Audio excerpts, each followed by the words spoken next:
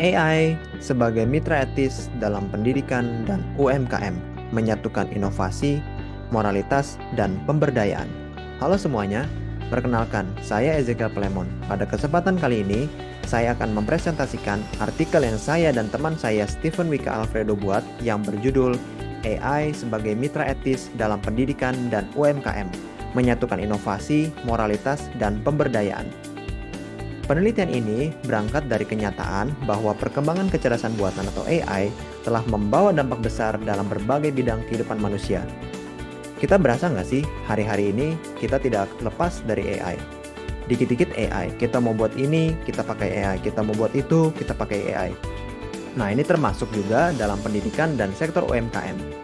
Namun, seringkali perkembangan ini hanya dilihat dari sisi efisiensi, kecepatan, atau inovasi teknologi semata aja. Padahal, di balik semua itu ada pertanyaan penting yang harus selalu kita jaga. Di mana sih letak etika, nilai kemanusiaan, dan tanggung jawab moralnya?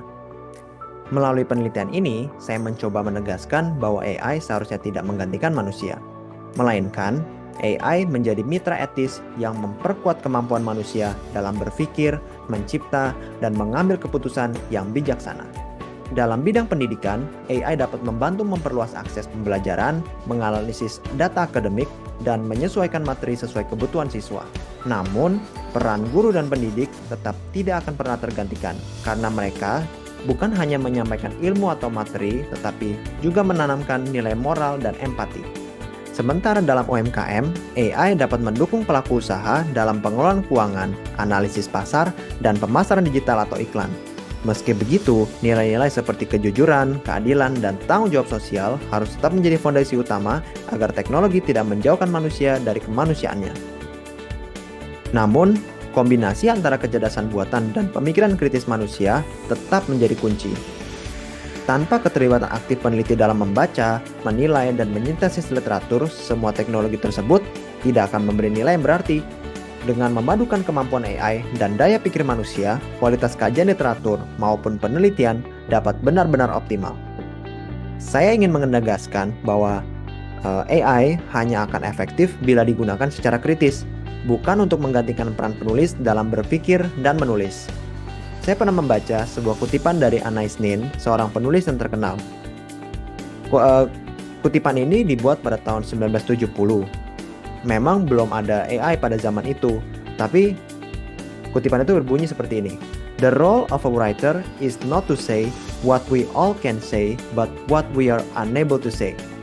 Menurut saya, kutipan ini sangat indah dan cocok sekali dengan konteks AI di hari-hari ini. Kutipan ini menegaskan bahwa tulisan manusia selalu memiliki kehidupan dan kedalaman dan makna yang tidak dapat digantikan oleh mesin. Sebagai mahasiswa dan peneliti muda, saya percaya bahwa kombinasi antara AI dan pemikiran kritis manusia adalah kunci sejati dalam menghasilkan karya ilmiah yang bermakna. Tanpa keterlibatan aktif penulis dalam proses berpikir, hasil tulisan akan kehilangan nilai orisinalitas, refleksi, dan kejujuran intelektual. Yang ditegaskan tadi, tulisan manusia itu selalu memiliki kehidupan, kedalaman, dan makna yang tidak dapat tergantikan oleh mesin.